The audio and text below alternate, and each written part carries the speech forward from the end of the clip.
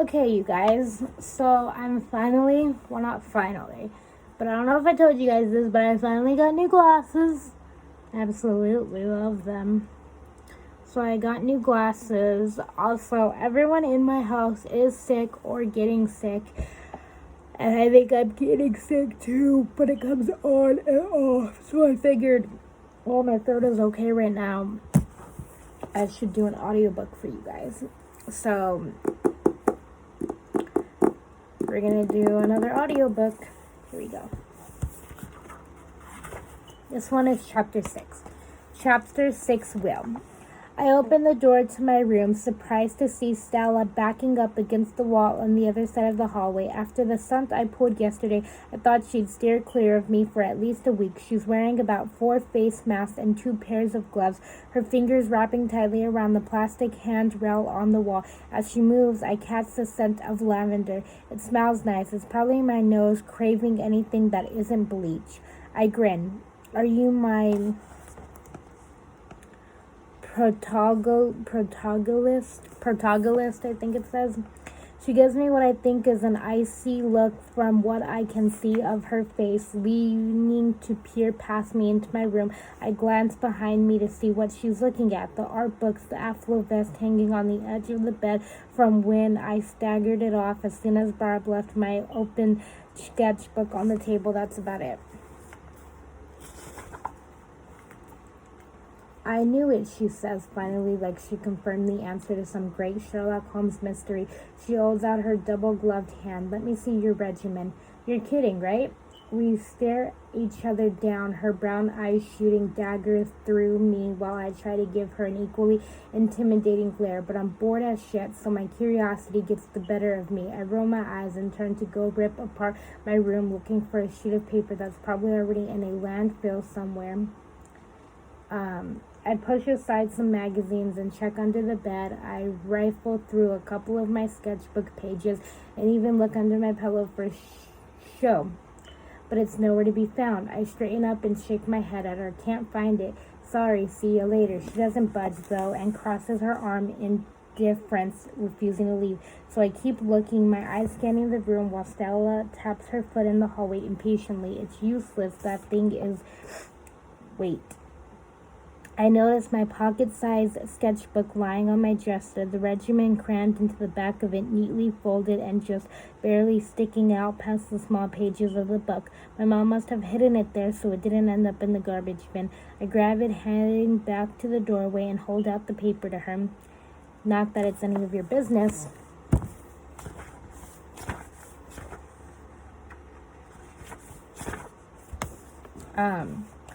She snatches the paper from me before pressing back up against the far wall. I see her furiously looking at the neat columns and rows that I made in a pretty stick cartoon imitating a level of Donkey Kong while Mom and Dr. Hammond chatted. The latter sit on top of my dosage information. Rolling barrels bounce around my treatment names. The dismissal is distress screams help in the left-hand corner next to my name.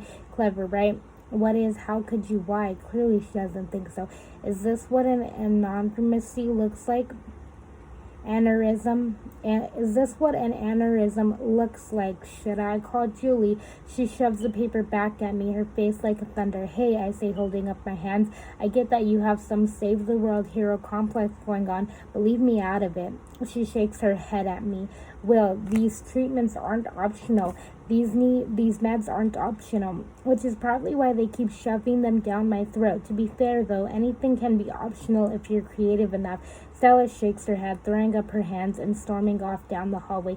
You're making me crazy. Dr. Heyman's words from earlier surprised me by playing through my head. Don't get close enough to touch them. For their safety and yours, I grab a face mask from an unopened box of them that Julie put by my door, pocket it, and jog after her.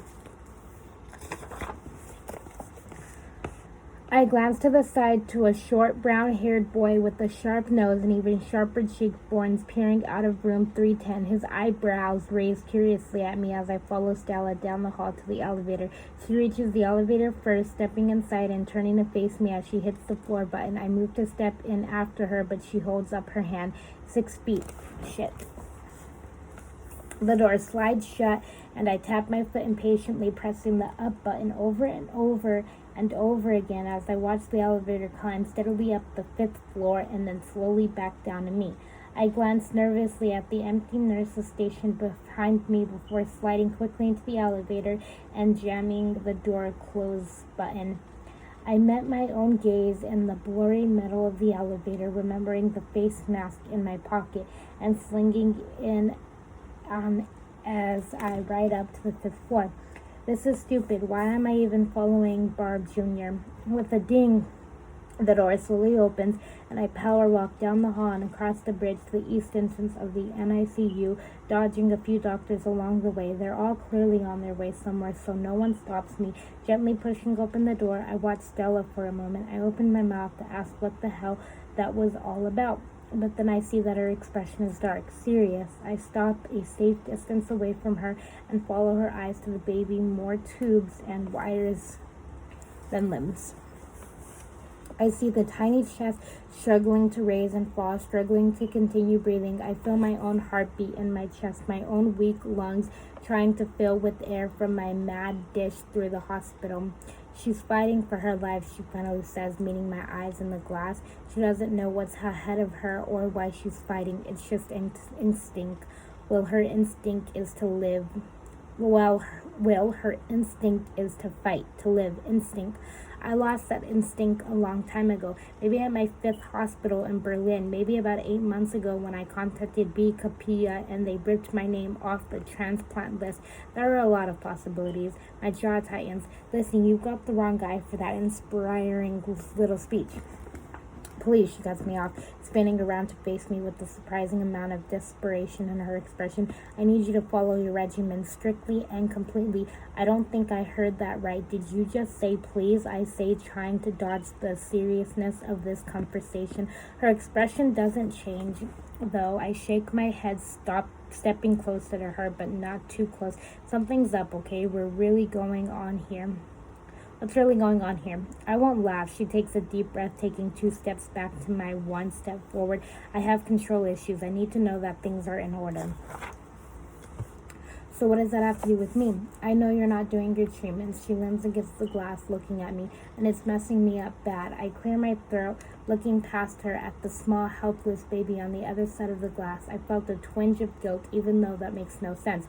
Yeah, well, I'd love to help you out, but what you're asking, I shake my head, struggling. I don't know how. Bullshit, Will, she says, stomping her foot. All CFers know how to administrate their own treatments. Well, practically doctors by the time we're 12. Even us spoiled, privileged brats, I challenge, ripping the face mask off. She isn't amused by my comment, and her face is still frustrated, distracted. I don't know what the real problem is, but it's clearly eating away at her. This is more than control issues. Taking a deep breath, I stop screwing around. You're serious. I'm messing you up. She doesn't respond, and we stand there staring at each other in silence, something bordering on understanding passing between us. Finally, I take a step back and put on the face mask again as a peace offering before leaning against the wall. Okay, all right, I say, eyeing her. So if I agree to this, what's in it for me? Her eyes narrow, and she pulls her heather gray hoodie closer to her. I watch her, the way her hair falls over her shoulder.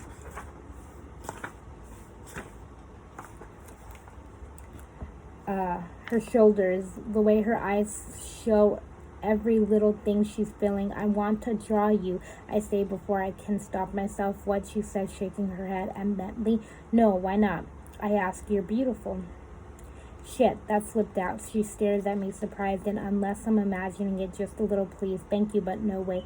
I shrug and start walking toward the door. Guess we don't have a deal. You can't practice a little discipline. Stick to your regimen, even to save your own life. I stopped short, looking back at her. She doesn't get it. Nothing's gonna save my life, Stella, or yours. I keep going down the hallway, calling over my shoulder.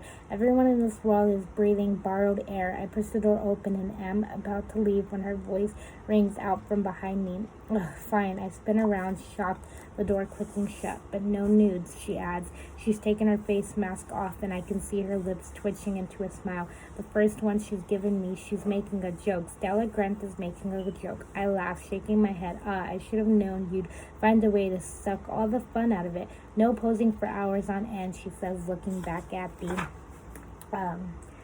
premiere, her face suddenly serious. On your regimen, we do it my way. Deal, I say, knowing that whatever she means by her way is going to be a gigantic pain in the ass. I'd say let's shake on it, but funny, she says, looking at me and then nodding toward the door. The first thing you have to do is get a med cart in your room.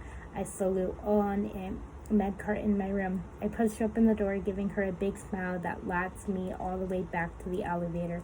Pulling out my phone, I send a quick text to Jason. Get this dude a truce with that girl I told you about. He's been getting a real kick out of the stories I've been telling him about her. He cried from laughter over the door alarm incident yesterday. My phone buzzes with his reply as the elevator slows to a stop on the 3rd floor. Must be your good looks. Clearly not because of your charming personality. Pocketing my phone, I peer around the corner to check that the nurse's station is still empty before sliding off the elevator and jump when a loud crash reverberates out from an open door. Oh shit, a voice says from inside. I peek in to see the dark-haired dude from earlier wearing a pair of flannel pajama pants and a Food Network t-shirt. He's sitting on the floor next to an overturned skateboard, rubbing his elbow, clearly post-wipeout. Oh, hey, he says, standing up and picking up the skateboard. You just missed the show. You doing stunts in here? He shrugs. No safer place to break a leg. Besides, Barb just went off shift. Valid point. Can't argue with logic. I laugh, raising my hand to do a small wave. I'm Will. Chloe says, grinning back at me. We grab chairs out of our rooms and sit in our respective doorways. It's nice to talk to someone around here who's not mad at me all the time. So what brings you to St. Grace's? Haven't seen you here before. Stell and I pretty much know everyone who comes through. Stell, so they're close. I lean my chair back, letting it rest against the door frame, and try to drop the B Kappa bomb as casually as I can. Experimental trial for B Kappa. I usually avoid telling CFers because they make it a point to avoid me like the plague. His eyes widen, but he doesn't move any further away. He just rolls the skateboard back and forth under his feet. B Kappa, that is rough. How long ago did you contract it? About 8 months ago, I say. I remember waking up.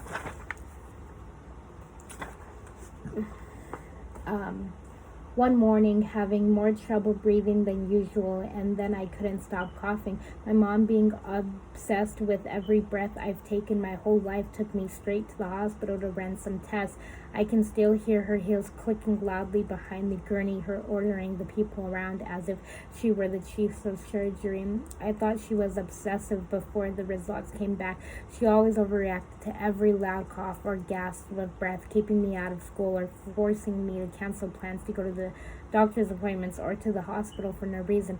I remember doing a mandatory chores performance back in 3rd grade and coughing right in the middle of our shitty rendition of Those Little Light of Mine. She literally stopped the concert mid-song and dragged me off stage to go get a checkup. But I didn't know how good I had it. Things are so much worse now than they were then. Hospital after hospital, experimental trial after experimental trial. Every week it's another attempt to fix the problem, cure the incurable. A minute without an IV or not, taking about a next step, and a minute wasted, but nothing is going to get me back on a lung transplant list. And every week we waste, more of my lung function wastes away too. I colonize so freaking fast. I tell Poe, putting the front legs of my chair back on the ground. 1 minute I was at the top of the transplant list, and then one throat clutter later, I clear my throat, trying not to let the disappointment show, and shrug, whatever. No sense dwelling on what could have been. Poe snorts. Well, I am sure that attitude he mimics my shrug and flip. It's what's driving Stella crazy. Sounds like you know her well. What's that about anyway? She said she's just a control freak, but call it whatever you want, but Stella's got her shit together. He stops rolling the skateboard and gives me a big smile. She definitely keeps me in line. She's bossy. Now she's a boss, Post says, and I can tell from the expression on his face that he means it. She's seen me through thick and thin, man. Now I'm curious. I narrow my eyes. Have you guys ever hooked up? Post says, tilting his head back to left. Oh man, no way. No, no, no. I give him a look. She's cute and he clearly cares about her a lot. I find it hard to believe that he never even tried to make a move. I mean, for one thing, we're both CFers, no touching, he says. This time he's giving me the calculated look. Sex isn't worth dying for if you ask me. I snort, shaking my head. Clearly everyone on this wing has just had fine sex for some reason. Everyone thinks that if you've got a disease or a disorder or are sick, you become a saint. What if a crock of which is a crock of shit? CF might actually have improved my sex life, if anything. Besides, the one perk of moving around so much is that I don't stay anywhere long enough to catch feelings. Jason seems pretty happy since he got all sappy with Hope, but I don't really need some serious shit in my life. Second, she's been my best friend practically my whole life, he says, bringing me back to the present. I swear he's getting a little teary-eyed. I think you love her, I say, teasing him.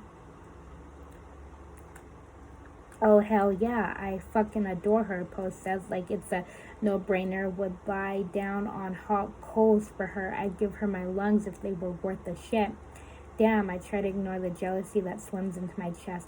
Then I don't get it. Why she is not a he, Post says, cutting me off. It took a second for the penny to drop, but then I laughed, shaking my head. Way to bury the lead, dude. I'm not sure why I'm so relieved, but I am. I stare at the dry erase board hanging on the door directly above his head, noticing a big heart drawn on it.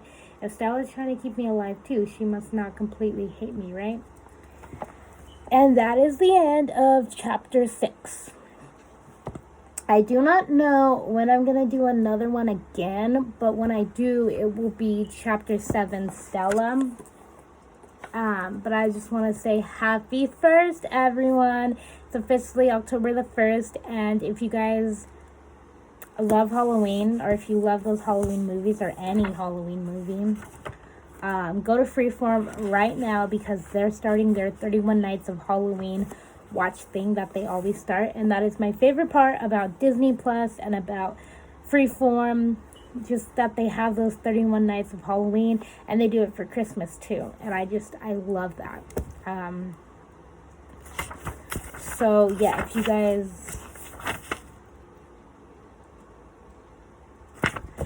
you guys like watching that stuff, I would go and I would definitely watch that. I'm trying to find the page that I stopped on so I can bookmark it, which I did just fine.